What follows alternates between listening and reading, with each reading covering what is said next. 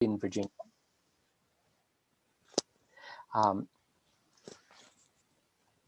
Continue, okay.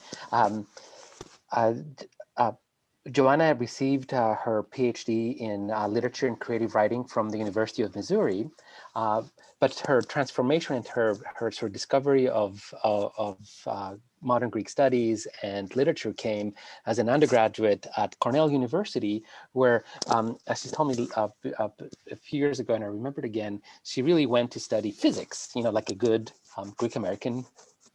Go to the sciences, right? Be safe. And there at Cornell University, she studied with Lydia Facundini, a really interesting Slovenian writer. But more importantly, she met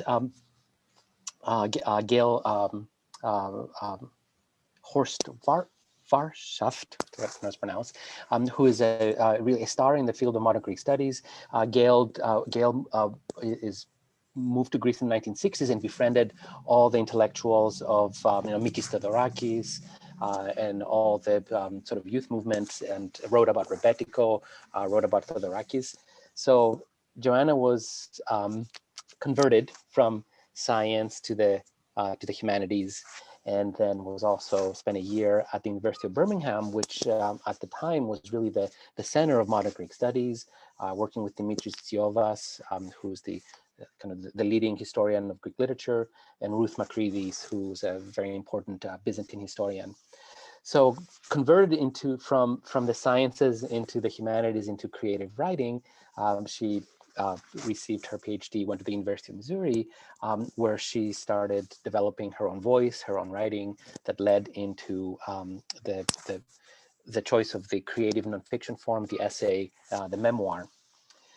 So Joanna will speak about her recent memoir, which sort of grew out of those experiences at Missouri, and it's a very thoughtful reflection of very biographical of what it means to be a Greek American, what it means to grow up in the Greek community, and also, as she will say, you'll soon find out, she had a very interesting moment in her youth when her parents moved back to Cyprus, and so she sort of became a migrant, but going into the opposite direction that we usually think before she returned to the United States. In addition to this wonderful essay that I hope you all go on Amazon and order immediately, Dr. Eleftheriou writes in various journals and magazines. She's on the board of the Modern Greek Studies Association. She was book reviews editor for the Journal of Modern Greek Studies, and she also teaches at what is the most interesting summer school in Greece, the Thasos workshop, that really brings for 1 month every summer some of the most interesting writers, poets, nonfiction writers, essayists, and collect undergraduates from all over the United States to have an immersion workshop experience in the island of Thasos and write about Greece and develop their own voices. In fact, I was just thinking we should have a special Hellenic University Club scholarship to send our undergraduate students for that experience. Without further ado, I will turn the Zoom over to Joanna and thank her for coming to give us an introduction to her book, give us a sense of the project, and also share some of the readings for it.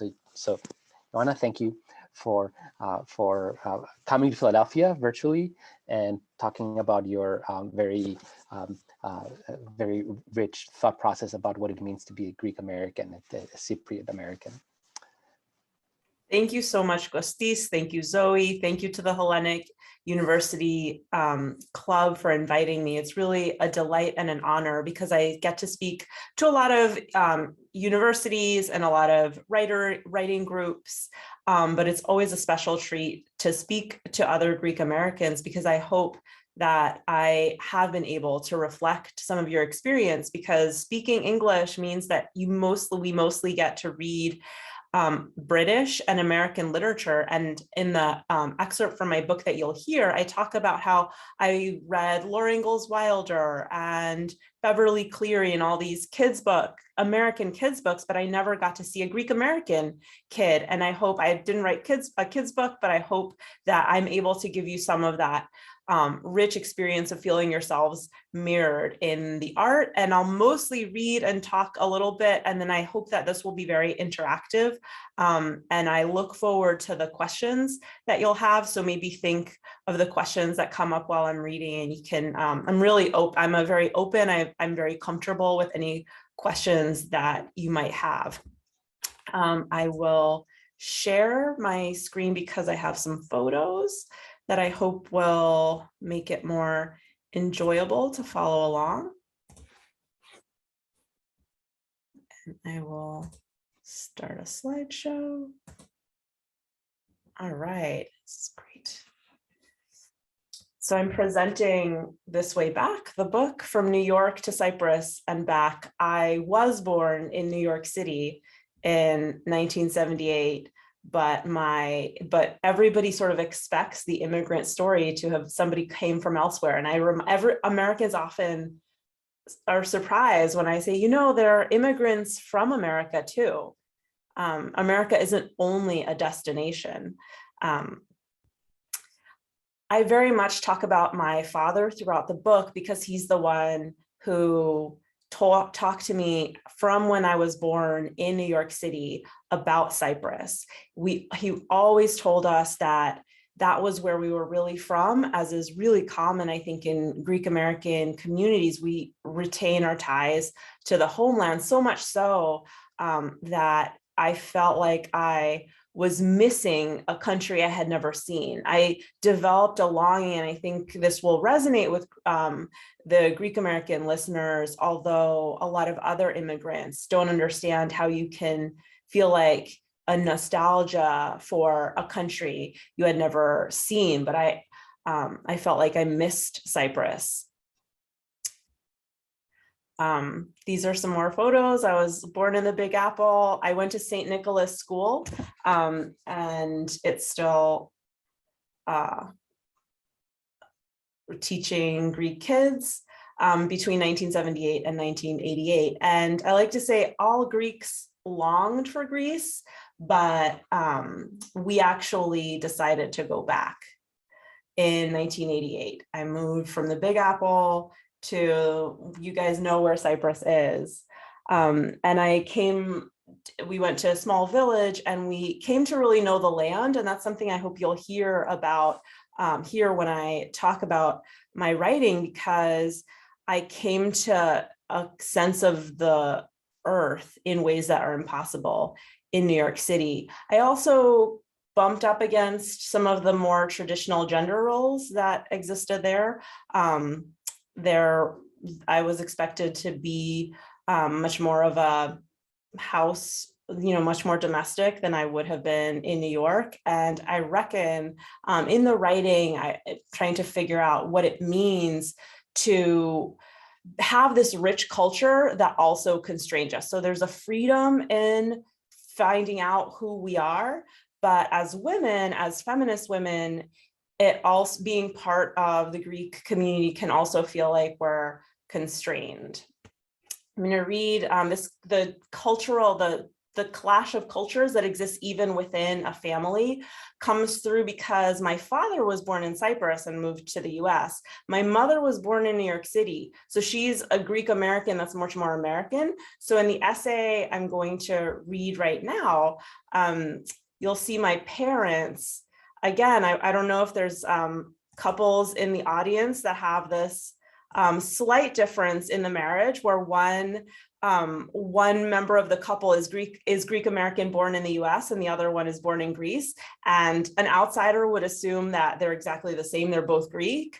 But as you'll see in the essay I'm about to read, there's a big difference between a Greek American and a Greek from Greece. And this is a photo of me growing up in New York City. And then when we moved to Cyprus, our little Christmas tree in Cyprus, to keep in mind that this is kind of an essay that takes place when we've just moved. We're only a couple of years into living in Cyprus. It's called Your Schedule Depends on the Sky. My mother's evergreen wool skirt reaches my knees, and like the navy sweater I'm wearing, it is both itchy and warm. A long, puffy coat further shields me from the cold. Until today, we hadn't had snow in our yard in Cyprus. Snow in the yard would bring us back 4 whole years to when my brother was 4 and I was 9, and our yard in Flushing was covered in white. It feels as if we're in New York again, where we belong. My father sits in the kitchen sipping coffee. He is smiling at my mother's decision to drag her children to church in the snow. As a native of Cyprus, he knows it isn't wise to do battle with the weather. In Cyprus, you let weather win. You do not go out walking in the scorching midday sun. You wait until evening when the light smiles orange, gentle, sweet. Your schedule depends on the sky. No hat, no visor, and no sunscreen protects enough for a walk at midday in the sun. Streets turn to rivers when it rains, and nothing can be done. When snow falls, you stay home. Cypriots wait the weather out, sleep through the heat and shiver through the cold. They watch flooded streets from their balconies, see snow flurries from their firesides, and hope for the best. But my mother is a New Yorker, and when it snows, she puts on boots and she walks. We have brought from New York a plastic sled, a long black one with seat back and brakes. The one brake is broken, so the sled can't turn but stop, can turn but can't stop. It's not really very good for sledding down snowy hillsides. It's perfect, though, for towing a 7-year-old who whines when you ask him to walk. I will walk in my snow boots, bought large last year to fit thick woolen socks. We put on scarves and Dino a hat. I refuse to wear a hat because I never wear hats, and we set off down the road. Soon, the snow has stopped, but for a few flurries. The main road will be cleared eventually, but not until much later in the day. For now, the ground is buried under 2 or 3 inches of fluffy snow, the kind that reflects even gray light as beautiful. Asphalt scrapes against the sled when we reach a place canopied by trees. I cannot remember any of the things we say, except that we complain a lot, and our mother talks of the hot chocolate we'll get when we return. I have been feeling pine needles or something poking into me for the 15 minutes we've been on the road. When the scraping gets too much, I bend down to upturn the hem of my mother's skirt.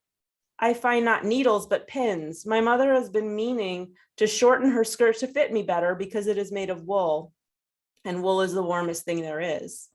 I show her the pins to emphasize how much I have suffered in this strange religious rush. My mother has been towing Dino faster than perhaps she should, if you consider she's had back pain this year. Short of breath, she apologizes to me, throws the pins into the snow, and keeps on moving because church is starting any minute. It's already 8. Your father will have a fire waiting, she coaxes us on, promising cinnamon sugar toast or the packaged croissants we love, 7 days croissants we love. Even back in New York, our mother let us eat our favorite things only after church. There, we got 2 Dunkin' Donuts each. And here in Cyprus, my brother and I buy today chocolate bars or 7-day croissants with chocolate hazelnut filling from the village store. My mother doesn't think anything available in Cyprus can compare to Dunkin' Donuts and says Cypriot commercial sweet things are a waste of money. So she fries pancakes for herself at home. We reach the main road, which is empty. My mother looks at her watch and urges me to walk faster. Dino says he is cold, and my mother tells him he'll feel warm when we get to the church.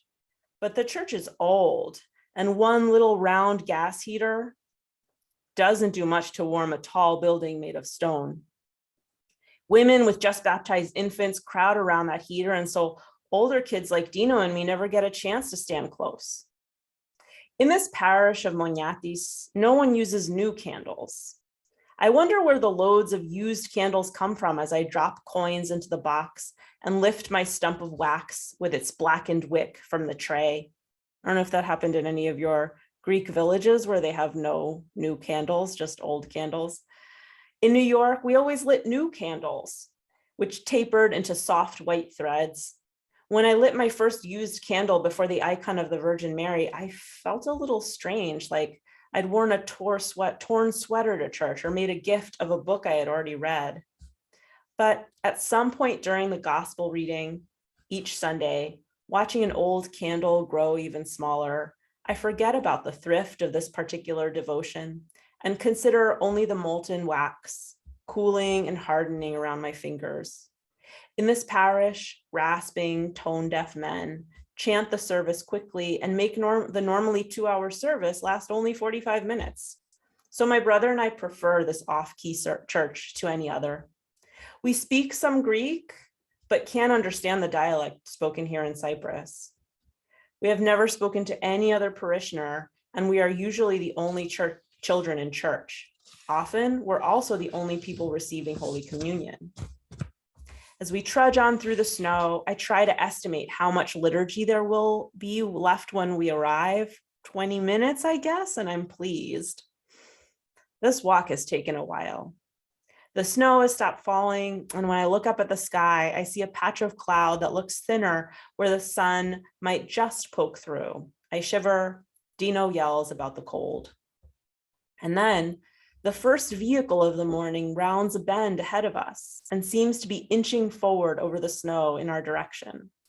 The pickup truck uses 4-wheel drive, and I wonder if my mother will come to her senses and ask the driver to please just take us back home.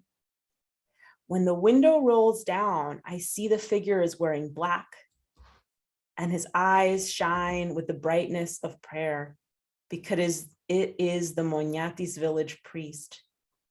He asks us where we are going. When my mother replies, he tells us to get in the car because there is no church on a Sunday covered in snow. At home, my father laughs at my mother, and after our promised hot chocolate, my brother and mother settle down to a game of checkers while I run up to change out of church clothes into my sweatshirt and jeans. The too long woolen skirt, which my mother will never end up hemming, lies on the floor where I have tossed it. I put my thick tights in the hamper and put on fuzzy socks, which ease the dull ache of frosty toes. I think about the black-wicked candles by the icon of the Virgin Mary, who is alone this Sunday. All that walking for nothing, I think. The black-wicked candles by the icon of the Virgin Mary are without flame, and Our Lady will be gazing out at no one. And I think this is my first Sunday without church.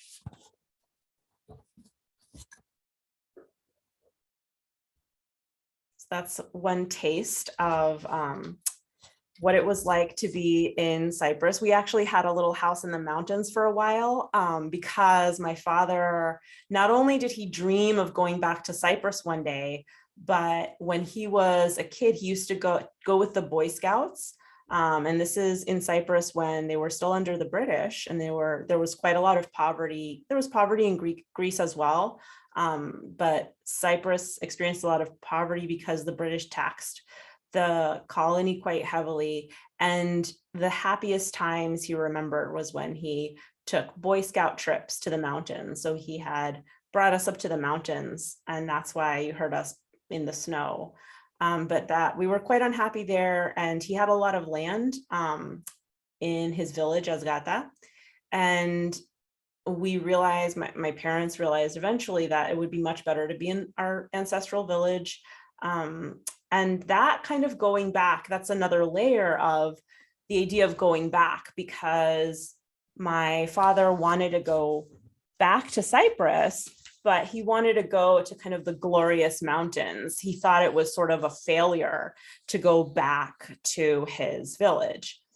But he did, and we were very happy there. As you can see, I picked carobs. That's me picking carobs. I really enjoyed the physicality of being able to work the land. And we made like $200 for 3 months of work. So obviously harvesting anything didn't pay, but I did get the sense of a connection to a place that, as you'll hear in the essay Ithacas coming, I had a very visceral sense that I come from this place. And that's something that I hadn't felt in New York, even though obviously it was hard to move. As you heard, I didn't speak much Greek in the beginning.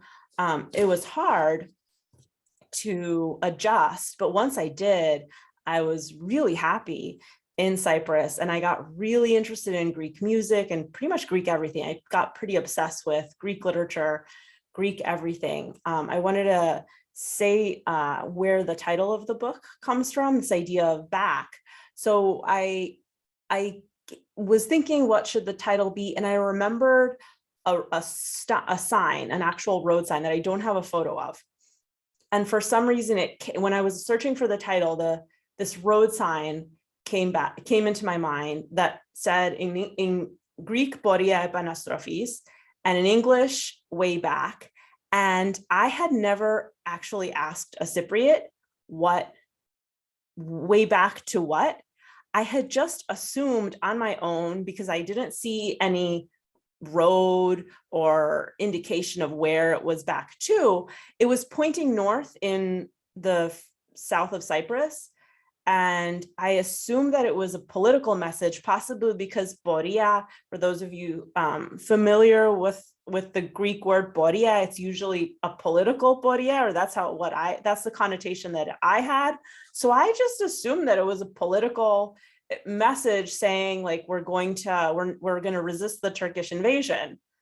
And I decided I really liked the title, This Way Back. And I decided to make that the title of the book. And I asked a friend to find a photograph, to take a picture of the sign. And she was like, I don't know what you're talking about. But once she did, she was like, Joanna, it's just a road sign. It's a sign that's pointing to a little road that will bring you back to the center of the village. And I'm like, oh, that's embarrassing that I made that mistranslation. And she's like, you can't use it. It's totally wrong. But I hope that you're thinking, wait a minute, that kind of mistake, whether your first language is Greek and you came to America, I imagine you make those kind of mistakes and you misread things constantly in your second language. And for me, it was if your first language is English, you misread signs and situations that are happening in Greek all the time. So I was like, oh, having that error in the title will actually allow me to emphasize that this book is about not really being either American or Greek, having this longing for understanding right? Because I was assuming that this was a political message about 1974. And that indicates that I really care about the politics. I want to be part of this country. But I didn't understand the fundamental fact that it's a road sign. And then also, I hope that you'll hear layered into this essay, Ithacas, that I'm about to read. There's also a spiritual connotation to way back. I think all spiritual traditions suggest that there was some kind of, they call it prelapsarian time, and not all, but the religions that I know about have some kind of time before a fall, a paradise. And so we're all on a trajectory in life, a spiritual path of finding a way back to who we really are. And part of my moving to Cyprus and then back to New York and moving back and forth is trying to figure out, okay, who am I with both my Americanness and my Greekness? Is there a way to go back to some essential self that's who I really am and doesn't really need to be maybe in either place and can just accept that I'm a person who loves Greek culture, prefers to work in America. And so I'm looking for a way back to a self, of a kind of self that is before the confusion. And with that, I will read Ithacas. I hope that some people in the audience hear the plural of Ithaca as immediately an allusion to the very, very famous poem Ithacas by Cavafy. And I do have an epigraph from Cavafy. So it's, wise as you've become and full of experience, you will have understood what Ithacas mean. I was born with nostalgia in my blood. Immigrants from all parts of the world tell stories of their old country's perfection, but diaspora Greeks hold on to their homeland, with a special tenacity. You can't live very long in Greece without hearing songs of the bitter bread and hard cold beds of Xenitia, to psomitis Xenitia sine pikro, etc., which means exile or being far away from Greece. When I had learned enough Greek to understand these songs, I wondered at the pleasure Greeks seemed to take in singing about exile's pain. Like the bite of retsina in their wine, like the moan of bagpipes in their music, longing for an Ithaca from the distance of Calypso's island still moves the Greeks to sing.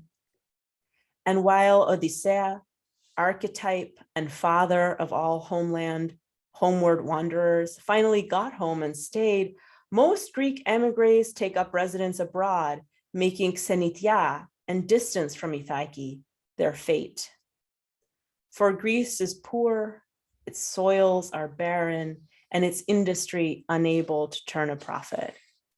Greek immigrants in America chink glasses of whiskey and ouzo and remember Mother Greece, the sun-soaked land surrounded by the sparkling Aegean, Mediterranean, Adriatic, and Ionian seas. I was born in America, the world's youngest empire. My earliest memory takes place in one of its states during a visit my maternal grandfather paid to my house in Queens. I was 18 months old, and so I remember his knee at about my eye level and his shoe resting on it. In the fireplace, ablaze. In my memory, my grandfather's shoe is so well shined, it reflects the flames which flicker against the black surface, orange tongues lapping at the toe. I remember the incline of his trousered shin and the brown frame of an armchair, but most of all the orange flames against the shoe. Such flames would appear before me again much later in a museum screen reproduction of fire raging against the already charred ruins of Smyrni's Greek and Armenian quarters. It was a camera trick, footage of fire superimposed on the photographs of the razed neighborhoods of Smyrni, photographs preserved since mid-September 1922, when the fire drove hundreds of thousands toward the sea. As their city became a charnel house, they waited, as Hemingway described on the quay at Smyrni, to become either refugees or ash. The museum itself, situated inside the iconic Thessaloniki landmark, is now called the White Tower. It was called the Red Tower until about 100 years ago because it was a prison and the site of so many bloody executions. At the time of my earliest memory, of course, I knew nothing of executions or empires or nations or modernity or wars, nothing of ship manifests or Ellis Island or grandfathers or fires. That I remember the flames reflected in my Papou Spiros' shoe at all is a result of the many times I recalled it, reassembled the scattered memories of the moment and created the memory anew, a memory of embers. At times I have had what feel like memories of my grandfather wearing a fez and divorcing my grandmother. I have felt like I had memories of my mother in middle school, taking the subway to visit him on weekends, and now writing this history of my family and of the falling empires which gave rise to it. I am changing something, taking away from the accuracy of history, even as I seek the truth about where I came from. I write without my father's training in history. I have only the archives, letters, journals, and the internet's vast stores. And I have my family artifacts and the words they have spoken. Though they entered Ellis Island within 6 months of one another, my grandfathers wouldn't meet for 50 years. Konstantinos Eleftheriou, my paternal grandfather, arrived at Ellis Island in August 1920, months before my other grandfather, Spiros. Konstantinos Eleftheriou lived his pre-emigration life in Cyprus, a colony in transition from Ottoman to British rule. I possess Kostas's vula, which is a stamp like the papal bull. It says Asgata in horizontal capitals across the center and in a circle certifying officer, Cyprus. The mayor retained the Ottoman title of Mukhtar during British rule, which lasted from 1878 until around the time my father left. Kostas took pride in being a British subject. And when I took a course in post-colonial theory, his affection for the crown began to make sense to me. The British Empire always privileged a certain class of natives. The British gave people like my grandfather positions of authority over the peasants. They were sympathetic to the crown because it gave them privilege, and thus acted as sympathetic ambassadors of the empire to the subjugated natives. While the majority of Greek Cypriots hoped that in the 20th century, Cyprus would follow the Ionian Islands and be ceded to Britain, by Britain to Greece, my own grandfather was content with his position as a British bureaucrat. He liked working for the crown. The ship's manifest that I found on the Ellis Island website lists Konstantinos' residence as Asgata, Mediterranean, as if the only way to designate the location of our village was to name the sea, which has no government, no treaties transferring control from empire to empire. Between 1878, when Cyprus became a protectorate of Britain, and 1925, when it became a crown colony, the political changes are difficult to parse. Maybe Kostis knows what happened. Here is the information listed for each, and I have a diagram which shows, there's a diagram that shows my Konstantinos was listed as, his complexion was dark. I don't know how many of you have gone to Ellis Island. If you have grandparents who came around 1920, there's a window. It says their complexion, their age, their marital status, and their ethnicity. So Konstantinos was from Asgata, Mediterranean, and then Spiros was ethnicity Turkey, Greek, and last place of residence, Constantinople, Turkey. So it was this change was ongoing. It hadn't been called, in the official documents, Constantinople was not Istanbul yet. Ethnicity is just as difficult for the officials to describe, apparently. I don't know what they mean when they print Turkey Greek in the row labeled ethnicity on the record for my grandfather Spiros. And I would be interested if any of you have found your grandparents' records and found that Turkey, Greek. The Cypriot identity card I got as a teenager has distinct boxes for ethnicity and citizenship, and my ID card says Cypriot in the ethnicity box and USA for citizenship. During the early 1920s, the story goes that Kostas worked in what my dad referred to as the Pittsburgh screw factory until he had made enough cash to render himself an attractive alliance. Then he wrote home to request Agathi, the 16-year-old daughter of a landowner, Kashanos, as his bride. Old Kashanos agreed, and by 1924, Agathi was back in Cyprus and married to Agathi. The couple merged their inheritances, and then the American and his father-in-law could stand up on the roof of the house they had built and say to one another, "Look in whichever direction you like. You'll see land that's ours." Kostas would farm much of the land himself, hire laborers to help during harvest time, and rent the rest to tenant farmers, villagers who lacked enough capital to buy land.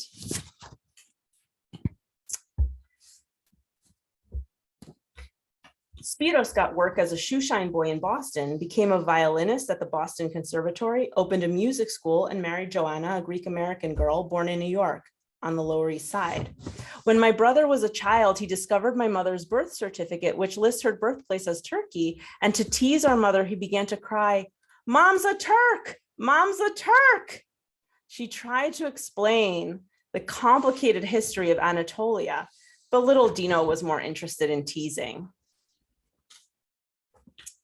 My mother began teaching me Greek when I was 3.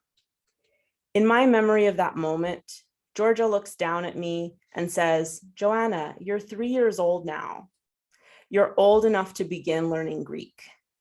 We might have sat down on the pebble and cement stoop, a mild New York wind tousling her fine, still brown hair, and a susurros coming from the fir trees that shielded us from our neighbor's view. Smiling behind thick plastic-rimmed glasses. My mother probably started with the body. I imagine little Joanna tapping on her baby nose, saying, "Miti," and tracing a ring around her mouth and saying stoma, tugging at her ears and saying aftia, wagging a 3-year-old foot and saying bodi. With my tiny handful of Greek words, I was sent to Greek immersion kindergarten at St. Demetrius in Jamaica, Queens, just before I turned 5. I suspect my parents figured my limber young brain would adjust soon enough, for no one prepared me for an all-Greek classroom. I sat on the first day at a low circular table with children I didn't know and trembled. Kyria Costa, in a tailored suit, spoke entirely in Greek. 34 years later, I see her before me, powerful, unintelligible, and frightening. "Why are you crying?" a second teacher asked. "Because the teacher is speaking in Greek and I can't understand." "Am I speaking in Greek?" the plainly dressed teacher asked me. No, I cried harder because I heard the question as a jeer at my silliness for missing the obvious fact that this second teacher was speaking English. By first grade, I had left St. Demetrius in Jamaica and was enrolled in St. Nicholas, the Greek-American parochial school close to our home in Flushing. My daily Greek class assumed its pattern: religion on Friday, and on Tuesdays, history, Spartan costumes, 1821 revolution, Olympian gods. A paper program from an Independence Day performance in March 1985 declares "Hail, Hail, Liberty" on its cover. And that line from the Greek national anthem is underscored by images of a saber and a meander, along with the school's full name, the School of William Sporopoulos of St. Nicholas and of the Greek Orthodox Church. The Greek-speaking Christian subjects of the Ottoman Empire started the revolution on Annunciation Day, and inside the program, an icon of Mary, Mother of God, faces drawings of the Greek and American flags. Beneath the flags, both "Long Live Greece" and "God Bless America" are printed. At St. Nicholas, the American and Greek flags stood at each end of the stage in the school's lunchroom/gym/auditorium/ballroom. Since no Cypriot flag ever appeared, I didn't quite understand that Cyprus was a separate country until I got there. It was Greece and the USA. 2 flags, I suppose, already took up too much space. I'm gonna skip ahead a little bit. And that's the poem I'm gonna read you in a little bit. I'm gonna skip ahead so you don't get too tired. Nostalgia comes from 2 Greek words, nostos, homecoming, and algos, which means pain. The word nostalgia usually refers to the traveler's longing for home, that familiar strain. The traveler's sweet homeward urge is, however, just one of 2 distinct kinds of pain that the word nostalgia can express. We mourn the loneliness of waiting to get home, but say nothing of what happens when nostos is achieved. After we find ourselves home, we expect a sudden bliss, but real places disappoint. Upon arrival, we feel not bliss, but algos once again. And this is a different ache, an ache that isn't sung. I don't know how many of you have that experience where you've left Greece for quite a while and you go back and it's not the same and you're disappointed. That's what happened to my father after 35 years. It is because of this other algos, this nostos-induced pain, that for my family, the excited joy of reaching a Greek land was short-lived. People who had gone back for vacations and kept up with the ways Greece and Cyprus were rapidly changing. My father, however, had stayed in America saving up money for his return. Then, after an absence of 30 years, he sought work, built a house, and struggled to make friends. When my father left in 1959, only the cities had electricity. When he moved back in 1988, Cyprus had become a major tourist destination. He remembered honest people who spoke simply, but he found shrewd businessmen and a people who had been through so much violence that they were suspicious, guarded. He planted fruit trees and cucumbers and tomatoes like he had in New York, but the plants died without pesticides. Every time I asked about the chickens and the goat he had promised to buy me, he said, next year. My father remembered rich, clean earth, but weeds had covered his parents' untilled fields. Entire orchards had disappeared. In the absence of poison, rodents had eaten into the hearts of all the carob trees. After years of reflection, I've come to suspect that once he'd made the move and we had arrived in the longed for land that nostalgia had rendered perfect in his imagination, he stopped longing and he stopped hoping, and he had little joy after that. No one called us immigrants when we left New York for Cyprus, and no one called us expats. Expats can complain about the provincialism of local bureaucracy and remember fondly the efficiency of their homelands. Native Greeks and Cypriots use the name epanapatrizomeni to refer to people who spend decades abroad and then return.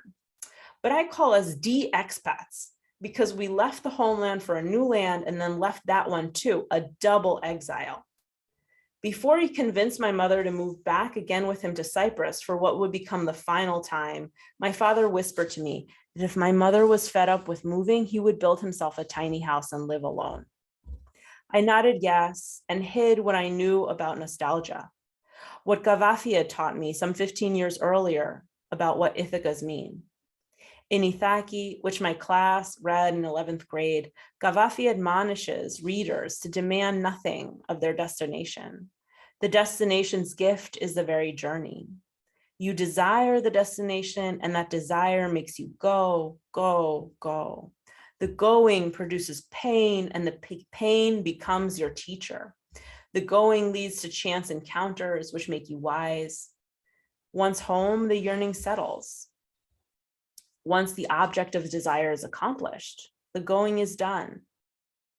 And so you go, put out to sea again. In Athens, Cyprus, the immigrant parts of New York City, men haunt the watersides. In their fishermen's caps, long mustaches and glasses, they clutch newspapers rolled up like telescopes. They walk up and down and look at the boats, beyond the boats at the waves and up at the sky.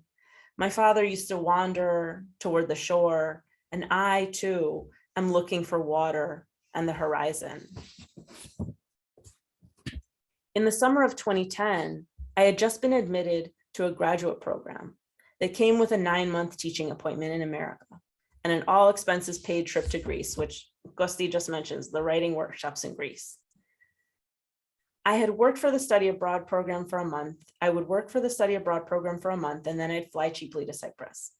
I'll have the best of both worlds, I told my Cypriot friends and family. A salary from America and all summer to read and write by the beach. In a way, it's still a compromise that leaves me where my father spent his life, on the edge of two worlds. But in another way, it's at once claiming both countries and none. In one of my favorite songs, songwriter Manolis Rasoulis says that the heart is the sweetest homeland and its land is made of pain and joy. It's Ahelada,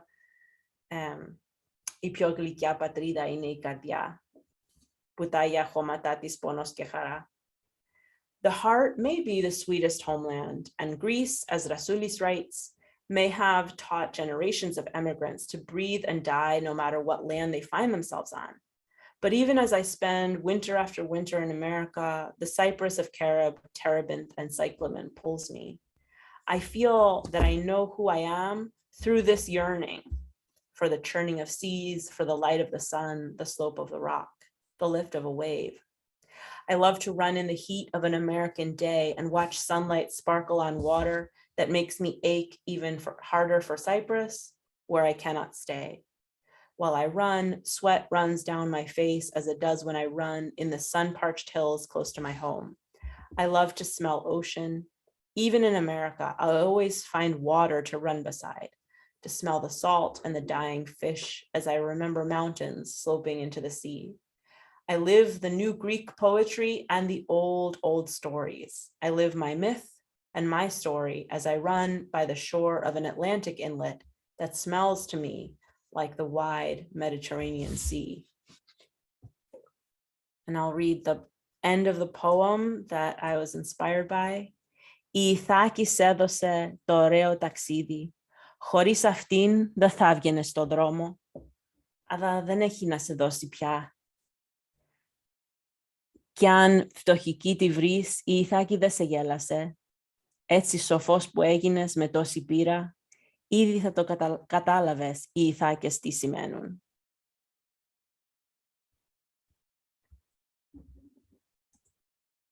Oops.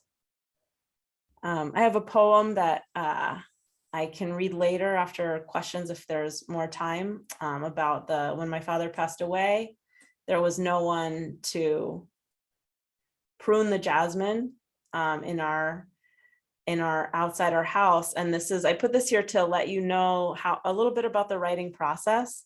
How does this come about? How I invite the questions about the process and how I choose to write things. Like I put this image there because I just saw that and I was like, oh, somebody has to write a poem about that, because my father was in the hospital 5 weeks before he passed away and we were in America. My mother was in Cyprus and she can't the jasmine. And I thought, oh, that's a symbol of what it means for someone to pass away, because his connection to the flowers is one that I sort of learned, but really I never quite fully inhabited his ability with pruning. And so that's an example of how writing happens. Actually, I'll read the poem to you now. I don't know how we are. Should I read the poem, Kosti? Yes, please, go ahead. And this is to just show you how you see, I saw that and I was like, somebody needs to write a poem. I'll stop sharing and just listen to the poem. The house we told unkempt jasmine, this house we told you not to buy, in the country where we said you would not live, at least not very long, in this underhanded house, this gift we tried to block, you've left it to us now, and we will have to come back and come back and come back, because you got the house here and you left us this garden with its fuchsia bougainvilleas, self-tending, needing just a little water, and geraniums, not pretty, but easy to tend, some leafy fruitless trees, peach, white, yellow, and red roses, bushy pink rose laurel, sun-faced daisies, fir hedges, and that jasmine, that grand wreath of green rising on its two-strand twist of vine out of a cracked ancient-style pottery, with white flowers scented like your dreams of a United Cyprus, of peace in a family agreed on where to live. You left the jasmine to your children, and it is sending vines up to the sun. A naked pergola stands ready, but no one's tied the vines down, so they bob, manic as our grieving, the jasmine vine, a girl with her hair come undone. She needs the dead stuff cut away, crunchy dead leaves and swinging excess strands, unbecoming and wanting to be trimmed. If you came back, you wouldn't let me live down this insult, this neglect. Your other children have gone back to their American lives. I am alone here. I stand on your plastic chair, the one graying with age, the one where you sat out your illness gazing at other people's fields. I stand on that chair and raise my shears up to the jasmine waving its vines. Where do I cut? Speak louder, Dad. Tell me where to cut, where to tie these wild vines. Tell me which is the green to take down. Thank you.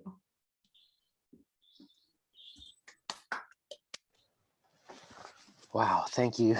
Thank you, Joanna. And I don't know how much one can speak, but please, I'm sure there's many questions and comments. So let's open it up to the audience and just go ahead and unmute yourself and speak. You don't need to raise your hand or. Yeah. This is Kostas Founzoulas here from Delaware. I'm an import. I'm not like you, born here. You can hear I have an accent after so many years in the States. I have accent. I thank Adonis and that invited me to your talk. Extremely interesting. Two things and one question, if you allow me. One thing that about nostalgia, there is one phrase, two words in Homer Odyssey, nostimon imar. the day of the return. Imar is a day in Homeric dialect, and Nostimo. So Nostimo became, let's say, something sweet because you're supposed to go back home. The other thing that you said is very interesting and is related to a HEPA, as a matter of fact. You say somebody of your relatives, father, grandfather was darker skin. It's South. KKK, they called us exotic, not exactly white. I don't know what they think today, whatever is the remnant of KK, and non-Christians. I mean, just anyways, going to the Greek language and everything else, Evangelia, Gospels and everything else. And the other thing, since I have two children here, how, since you're born here, how do you feel? More American, more Greek, equally? I don't know, really. For me, it's, as I say, I'm an import. For me has changed because I can see you, they can see me from Greece. I go back, not many surprises. But I imagine your grandfather and everything, going back to a place that really was so different. It was shocked the children, everybody else. So if you don't mind just to answer me, how do you feel? Because I'm trying to project this to my children. I have a place. So I had the privilege. I went to Cyprus when I was about 10 years old. So I came back to America when I was 26, except for college. Anyway, I spent a total of 11 years. So I spent a lot of time there, but actually I didn't really fit in with the Cypriots either. But I have some places in my journal where I said, am I an American? No, Americans are stupid. There's no. Cypriots, no, I don't like the Cypriots either. I am Greek. So I really felt the Greek, even though, but the thing is, I have never lived in Greece for more than a few weeks. Yeah. But I do feel the Greek identity. And yeah, I actually had to slowly accept that I am American. I don't really like that I am American, but I had to slowly accept this truth. Another thing is I had to accept that. So στα Κυπριακά λέμε ότι φακάει η γλώσσα μου. I don't know if there's any Cypriots who recognize this. No, I understand what you say. No, I understand. Means it hits. Yes. Φακάει η γλώσσα μου.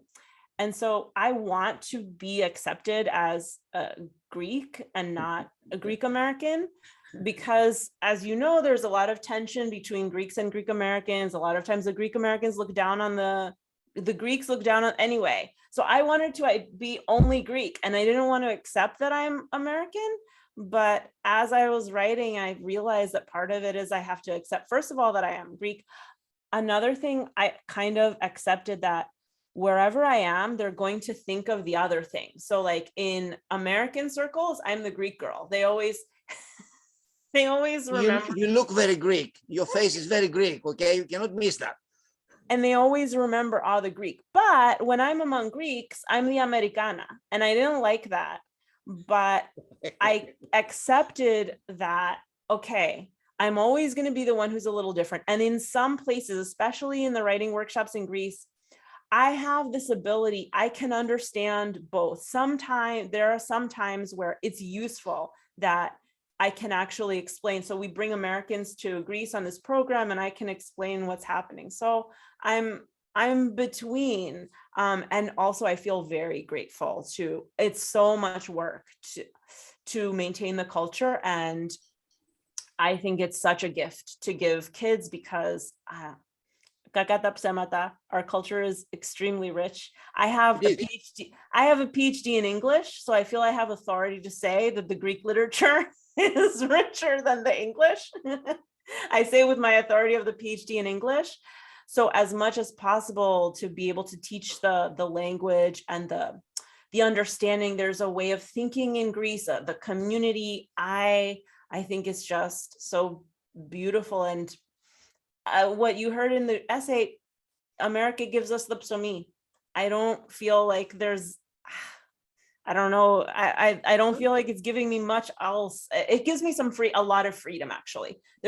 Why am I here? Why am I here? There's a lot of freedom, and there's psomi, but in terms of the depth of the culture, it's the Greek one. You said that you went to Cyprus when you were 10. They say that you feel whatever you are, when you graze blooded your legs, your knees when you were a child, that's your country. Που μάτωσε στα γόνατά σου, παιδεία, αυτή είναι η χώρα που την αισθάνεσαι. Even they call me, and some other people can verify, and I'm stop with that. When I go to Greece, they call me American. Yeah. They look for me to have accent in Greek, okay? And here they call me Greek. So what? I'm enjoying both, okay? That's all it is. Don't feel so alienated. That's fine. There are people may whatever, so what? But we have a very rich culture. And I said to my children, if you find another culture that you like more, replace it. I don't have any problem at all. Thank you so much. Thank you so much. I stop here and apologize to everybody if I took so much time.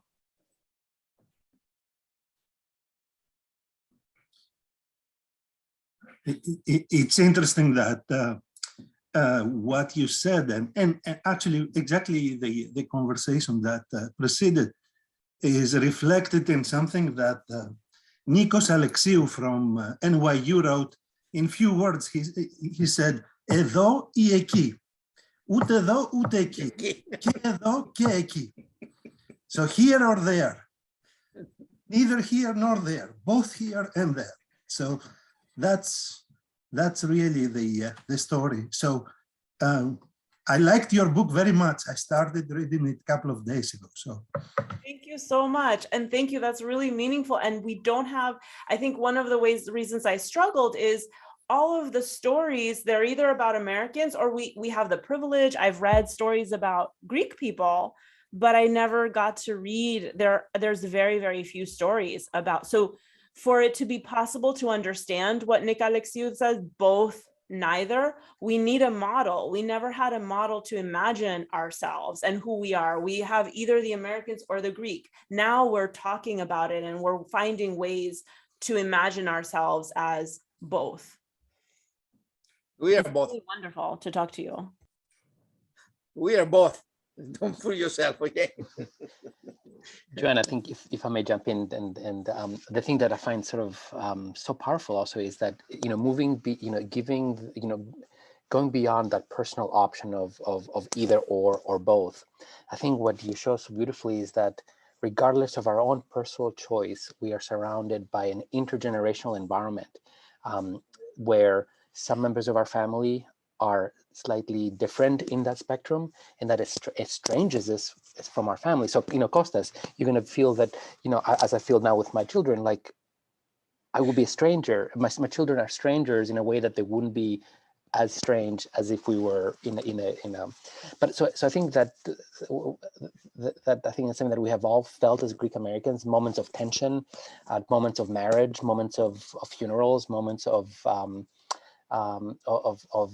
having to deal with property and having to make a life decision, when you realize it's not simply an either or both, but it is one that will always have a certain alienation from someone who's very close to you, who may have made that decision in a slightly different shade. And I think your book also is very clear about, I can feel this sort of already you kind of referred to the divorce in the grandparents, right? And then there's so much tension that you're identifying between your own parents who were not divorced, right? Who are a loving couple, but who really somehow, I feel, suffered with each other with that kind of geographical tension. That, and finally, the thing I want to say is that what gives me confidence in really sort of thinking about this stuff through you is that I feel that beyond in an increasingly mobile world, these kind of tensions, these kind of questions are more the questions that the majority of the world is addressing. So we're not the exception, really, than more another version of that, of that, complexity that. So anyway, so I know, so in some way it is a Greek American story, but I think it's also just one of, like an immigrant story that could be translatable to someone from who might have completely different historical conditions that brought them from one place to another, but is experiencing that sort of spectrum that opens up, and it's almost a lot more interesting and painful and exciting than the the home and destination that have usually framed our and simply to realize that there's multiple destinations. No one ever goes from one place to the next. I mean, even, you suggested this, like the first generation of Greek Americans, half of them went back to Greece, right? So what are they? Like, epanapatrizomeni, right? Like again and again and again, panai, like you just keep on going back and forth. Thank you. And now I'll let everybody else do. And the books, I chose the title This Way Back, but I don't say back where. Am I looking for back to the Patria Edafi? Am I looking, I went to Cyprus and I decided to come back to America? We are constantly looking to get back to something, but we don't even know back to what. It's the constant searching. These were wonderful questions. It's so wonderful to hear them.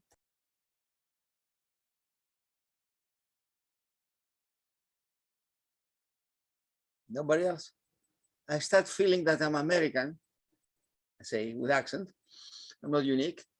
When I went to στα βαφτίσια, γάμους, κηδείες, and then I say, okay, I'm here. I'll go nowhere else. Okay, I stop fooling myself that I'm gonna go back. I don't. I'm already old. So I love going back. But when I go back, after some time, I say, I'm gonna go back. And this is what I call luggage. Many people, not only Greeks, they go one back and come back and forth, like a luggage. They don't belong here. That's common. And something else I like to ask, so nobody asked, did your parents start say, I'm going to just save all my money. I'm not going to have a good house in America, so I'll go back. Because I've seen that with Persians, Iranians. They had a nice house because it was in the 1970s. It was possible to buy a house, but we did not go to everyone else. The other kids, they had a little more money because they owned the restaurants. My parents were teachers, so they didn't have. So we did it. The other kids, they would go back and forth. So what happened was they were saving money to go monima, to go forever, and they did not spend the money to go every year. And so that's what made it. So maybe if they had been going every year, they would have felt familiar. But my father had the image from the 60s when we went in 1988, from the 60s, the 50s. He was imagining Cyprus and most of you know here how quickly it's very, I think it's commonly known, the economic miracle, how Cyprus advanced, industrialized very quickly. So the difference was radical. And that's the irony. If we had been going back more frequently, instead of saving up money to go forever, it might have been more comfortable and he might have felt like he wanted to stay, whereas we kept bouncing back and forth. The critical point is when you decide one day, say, I'm going to have a better house. I'm going to buy a better car. I'm here to stay. And that's it. Then everything else becomes traveling, okay, back and forth, which is a blessing, if you ask me. It's a blessing, okay? If you ask me, we can do it, we do it. Did other people in the audience have that crisis of thinking for a long time you were going to go back to Greece forever, and then like Kostas had to admit, almost like you have to admit to yourself, I am going to stay in America forever. It's almost like a betray. I talk a little bit about there's a sense of betray. Even when I decided to stay in America, my father felt like I was betraying. I learned, I learned Greek. I love Greek literature, and he felt like I was betraying the family by deciding to stay in America. Yes, common feelings. Anyways, common feelings. That's the reality. Okay, so it is what it is. I don't know that the other immigrants, I don't talk to a lot of other immigrants, but I think, like I said, I didn't, in the beginning of the essay, I didn't want to say only the Greeks have this longing for the homeland, but I think there's some special clinging. The other Polish people, Italian people, they seem less. It's less. It is an article in New York Times about Professor Christopher, I forget his name, it's very well known. He said exactly that about the Greek diaspora. We care about our own. We know what's happening in the country. We know all these kind of things. No, we have been like this since ancient times. Okay, we immigrate and then you're always back and forth. But that's all it is. We care about. That's why we're the only group, I guess, that even after third, fourth generations, some people speak even some Greek. And now with the internet, the traveling, things get much better, okay? So I don't know, as I say, I feel blessed that I'm here. I feel blessed that I can go there. I feel blessed that I was born in Greece. I feel blessed that I did all my career in America, which I consider as my fatherland. Oh no, in English, motherland. In Greek, we say patri, the fatherland, like in the Germans. So that's fine. So what? So what? You accept it and you create your own nirvana. Otherwise, you torment yourself all the time. Okay. And I'm going to talk to Adonis just how to get your book. And I thank Adonis that really asked me to attend this. A dear friend from so one question, if you don't mind. I mean, for some of us, this dual presence, if you want, is defining actually. But there is a big chunk of the Greek diaspora that pretty much has stayed here. Many of them have not gone back for many years, and they don't really have the strong connection to the actual things in Greece. I think that there are connections with ideas, there are connections with ancestors and things like this, but there is a different relationship for them, right? So, and how do you feel about that? And you know, what actually keeps everybody connected?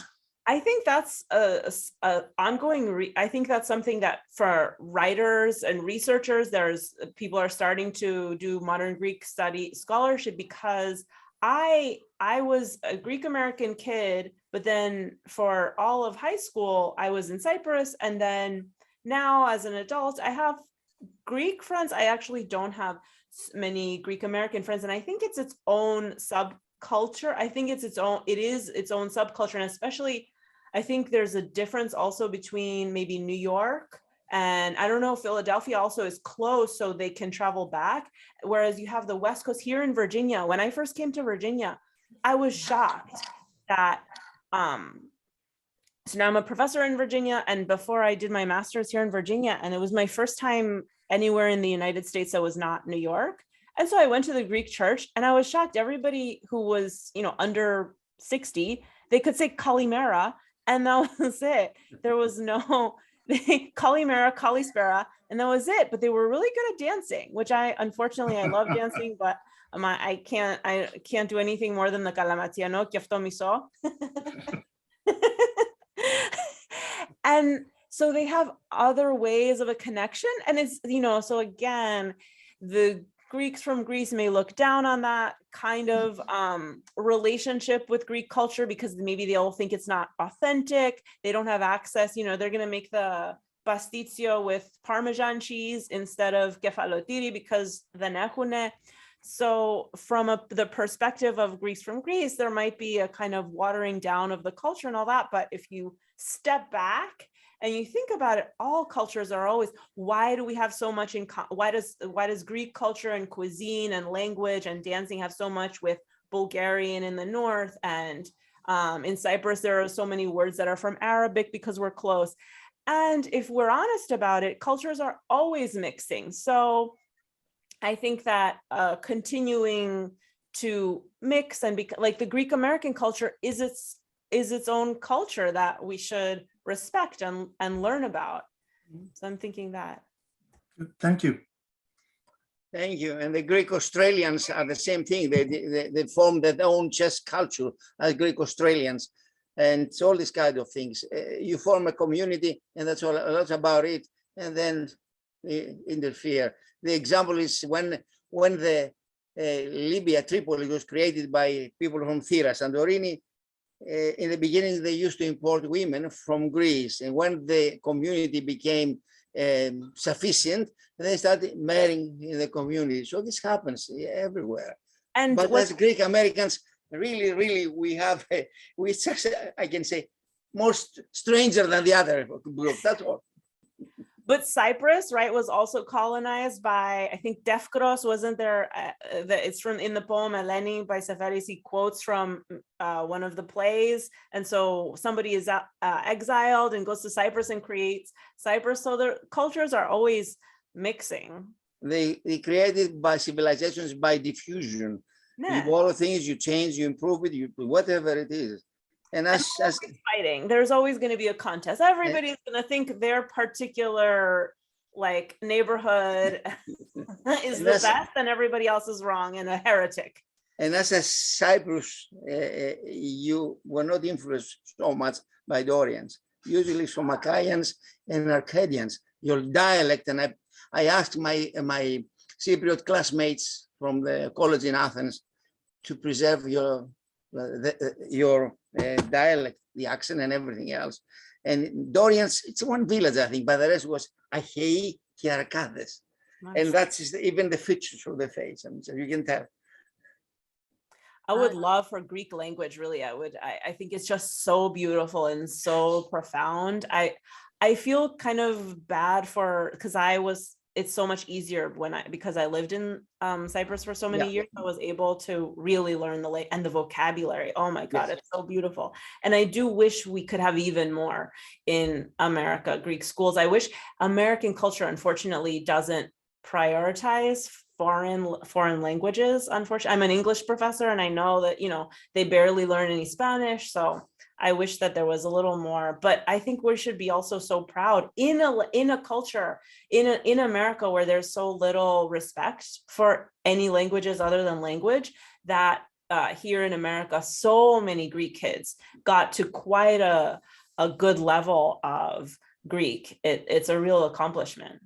I have a question on Atula. I was born in America, and there are 4 of us. And I was the second child, so my sister spoke Greek when she went to school. My youngest brother knows no Greek. As I see my nieces marrying, they're falling into the melting pot of America. So in your opinion, what keeps us Greek? Is it the church? Is it our language? Is it the dancing that you said many Greeks laugh at? What keeps us Greek? That's a great question. And I think it's up to us. We're continuing to make that decision. I think it's just, first of all, it's a belief that a knowledge that we are Greek, and a love for the idea of what is Greek, and that like we get to believe that we are Greek. It's all of that. And if somebody who doesn't know the language, they can have a love for the language. So it's all of those things. And like I said, I think we are actively defining that. It's up to us to decide. Nobody's going to tell you that. Nobody else can tell you whether you're Greek. The anthropologists can study and figure it out and document, but really it's us deciding what we're going to do in order to connect. And so it's our decisions to make Greek food and dance Greek dances and read Greek. And there are plenty nowadays. Another thing that's changing is there's Greek literature in English translation more and more. So I think it's everything we do that makes us feel connected, and the connection to one another and the generation of community. Because there's no such thing as just one person in a culture. So it's the feeling of connectedness with other people who also identify as Greek. So you're saying every person identifies in their own way? In their own way, but in relationship with others. Every person identifies, I want to, it is true, every person, but every person is contributing to the making. It's a collective act. We're collectively together, just like in the dance. Everybody is trying their best. I'm usually messing up more steps than most people, but everybody together is making. And how did those dances evolve? How come we have, so many different kinds of samika? So the culture is being created by the people constantly, by their contributions actively. And so everyone collectively, everyone themselves, yes, identifies as Greek, but culture is never individual. We're all collectively together through our relationships and through our communications, collectively in communion with one another, producing the sense of Greekness that we all have and share. Thank you. agree, and I think we're experiencing one such example. Like the Hellenic University Club is something, you know, that may make absolutely no sense to someone who's coming from Greece. It, you know, but it is, you know, since the 1930s, is that it has been redefining itself through the lectures, through the scholarships, and you know, so I think, you know, Yes. as you're choosing to write what you write, as we choose to, you know, meet when we meet, as we choose to give scholarships as we do, it's, you know, we're making it as we go. Can I interject for a moment? Hi, thank you very much for your appearance. My name's Maria, and thank you, Kostis, for bringing such a great guest. I wanted to just say, Tula, I think your question is amazing. And when I think a little bit about what Kostas, Mr. Fadzoulas, nice to hear Costas, just Costas is enough. I wonder what, if I can just throw in my own speculation, having heard how you described your journey, Joanna. I think like stories and individuals who choose to ascribe meaning to their ethnic heritage is often a decider. And that is usually influenced by community that they grow up in, the economics of their family, the choices that they or their extended family make through generations in this country. I mean, that's why, you know, generation after generation has been seen in many immigrant groups to sort of become more distant from those original ethnic identifiers. So I don't know, Tula, what do you think? If you're even still on the call, she might not even be on the call. I'm here. Oh, you are. Oh, there you are. Hi. Hi. You know what I mean? Your nieces are they're 2 generations out from the immigrant who set foot for the first time on US soil. And I think there's some sort of natural physics to distance that's created, I think, from that first story. And I think if I may add, and I'd like to hear, and I'm just going to say this, Joanna, I'd like to hear your thoughts on this. One of the things that I've reflected on with other kids of US immigrants who I've worked with, who I've known through my adult years, that they share, even from other ethnic backgrounds, is that there's an underselling and an undertelling of the child of immigrants story. It's a very difficult, emotionally difficult and unique position to be put in, particularly when your parents come here without privilege and language and income. And I've talked about this with people from Latin America. I've talked about this with Greeks. I've talked, you know, I think it's kind of a common struggle. But I do think, Tula, that as you become more distant from that originating story, it becomes easier to just sort of kind of turn down the volume on that conflict as the generations continue and just say, all right, where's my place in this place? What do you think, Joanna? What I see is, and maybe Greek Americans and people that were born in Greece and we that were born in America can reflect on it. I see or my parents came from Greece. I was born here, and each generation seems to fall into the melting pot more and more and more. So are we Greeks because of the new Greeks that have come? Or is it something that we're holding on to? I mean, I know, Maria, your children, I don't know if they speak Greek. They may not. Well, there you go. And my niece's children do not speak. One does, only because he loves Greece. They've gone many times. And so he's made it his business to learn Greek. He's the only one out of 7. This is the next generation. So, and I reflect back to our scholarships. Now we give scholarships to children of Greek descent. So now eventually, I mean, it's not happening now. How far back do we go?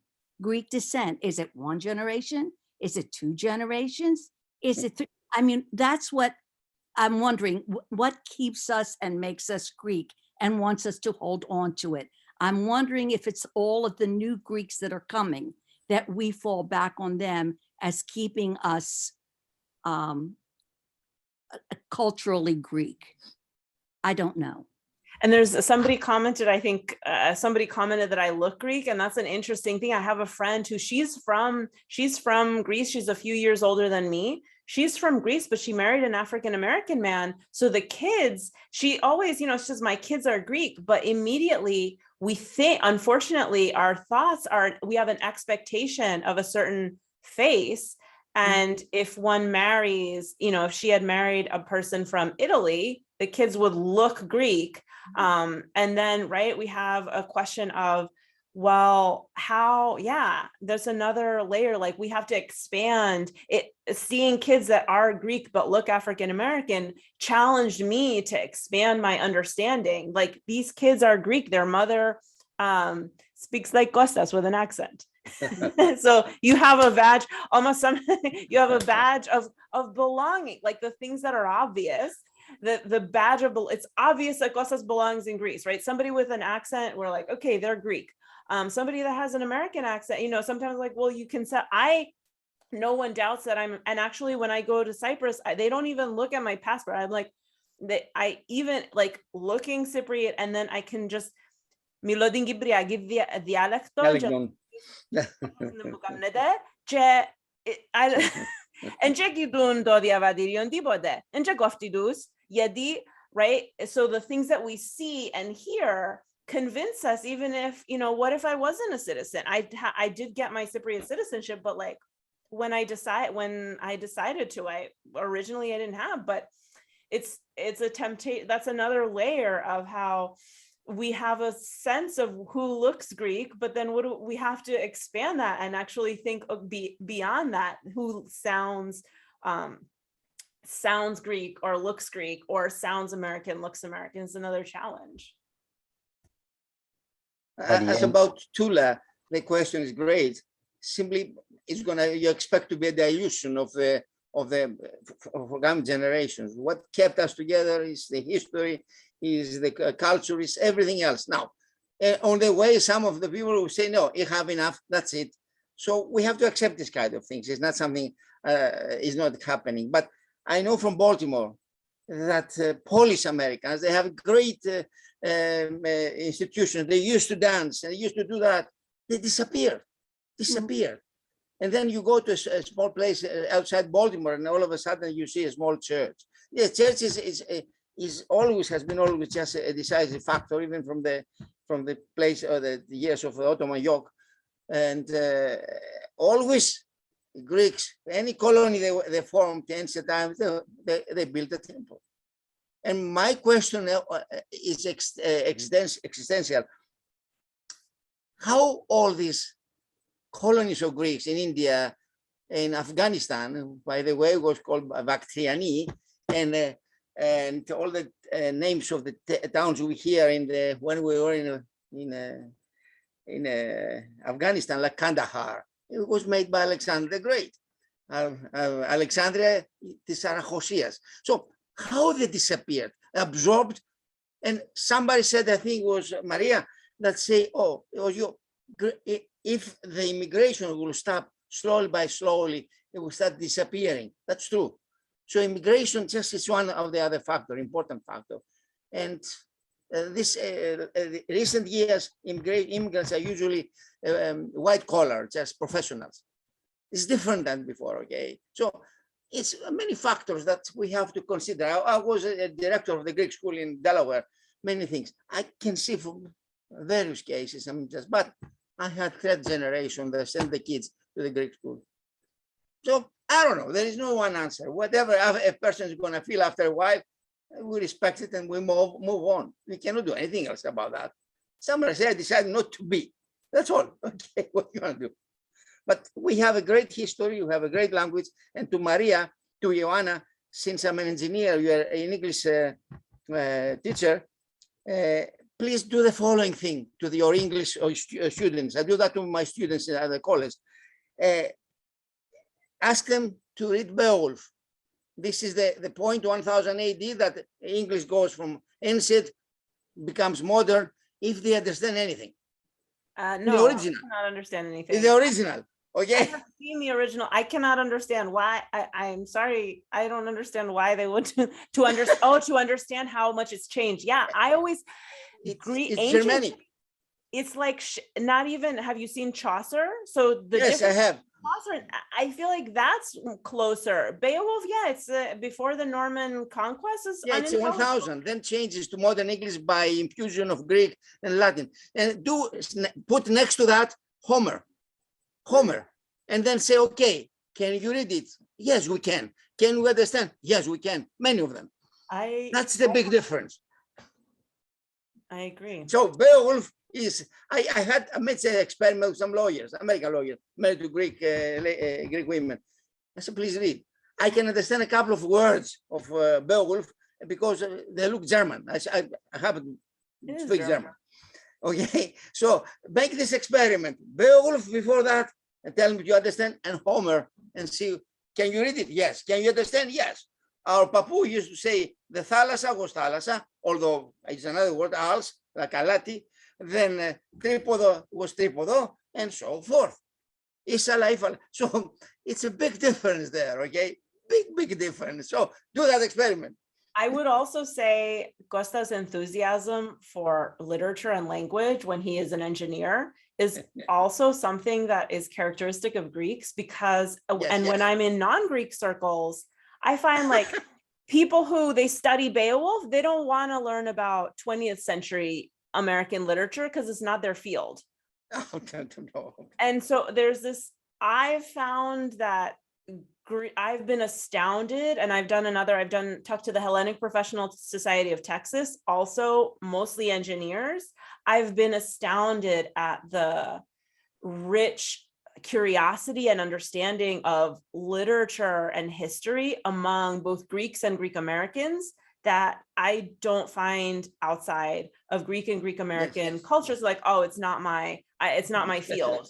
You know, I don't know if you have Sinadelphus American engineers who are passionate about literature. Unfortunately, it's rare. I had one, and one day he brought me the symposium of Platon, and say, can you read in ancient Greek, although I don't like the name ancient because ancient means it was different than ours. No, it's a previous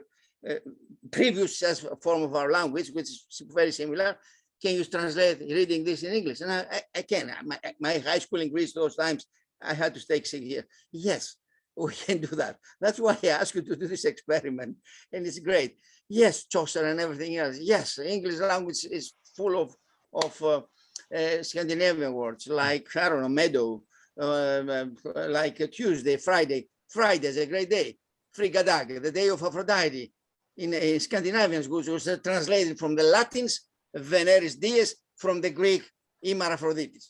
Okay, so please do that experiment and you'll be surprised. And my students have to suffer from Greek. But do you understand my point that this enthusiasm and this curiosity that you have for literature and philosophy and history as a person who is not a professional is, I would argue, a characteristic of you're right. Greek Americans. I had to explain to care. Yeah, I had to explain to a colleague of mine. Before we go any lower, because it's 8:30, may I ask, is anybody that hasn't spoken yet that would like to ask a question? So that no, it's okay. I just want to make sure because I think a few people might have to go, and I just want to open up the floor for just what anybody that might have another comment, and then we can continue because I don't want to hold them too long. And sorry, that was totally artificial. I'm sorry to interrupt the conversation. I just wanted to make sure if there was any other. Which I don't, so we can continue. Yeah, I had a conversation with a colleague of mine yesterday, and I explained to him that we didn't have the letter phi, or phi, they call it here. It was P and eta. That's why Latin translated as P and H, as the Greek phi. And then he actually look at me, why you do all these things? Can't be your point, okay? But it's me, it's us. That's all it is. Whenever my Greek American family starts arguing about politics, like I mention some etymological fact, and I'm like, how do you say blueberry in Greek? And they start arguing, and this like delight in language is I can count on a curiosity about language, even though almost nobody in my family has a college degree. It doesn't matter. They're interested in language, and they'll argue about the ancient word for berry and things. It's just delight in language and history. If you allow me, I'm the correspondent secretary of the Delaware Wilmington Chest Hellenic University Club. recent, and I'll pass the information just to the other members of the board. And it's nice in the future if we can have you. I'm very close. To us. I'm- Yeah, I it would will be be happy nice. to drive up to Delaware. I'm a pedacito caco, God willing. Okay, that's the peresto kako. I like this expression. It's so Greek. Anyways, I'm a peresto kako. It's like a train. I'm a peresto kako. Yeah, I know. All right, everyone. In also in respect to Joanna's time and everybody else's, I really, first of all, I want to thank you for a wonderful talk, Joanna, and I want to Yeah. thank everyone in our audience for really diving in and trying to, ask ourselves, how would we, fare in those questions, in those developments. And I think in some way, we don't really have those conversations very often. And I'm sorry, Costa, and I want to, I'm No, you criticism. didn't. I have to That- feel. I'm sorry but- because I talk too much. No, it's not that. I think very often, I think this is a discussion we've had in the Hellenic University Club. It's much easier to talk about Plato, right, than to talk about feeling oppressed by your Greek father because you're a female, right? Or feeling, that the kind of the more direct kind of issues. I think we need to sort of do both, and I'm glad we're able to do, to do both and have the sort of perspective of the, of the local and the conflicts within this transitions and gender and traditional versus modern, and then also to reflect back on the greater distance. But anyway, with that being said, I want to thank everyone for coming, and thank you, Joanna, one more time. And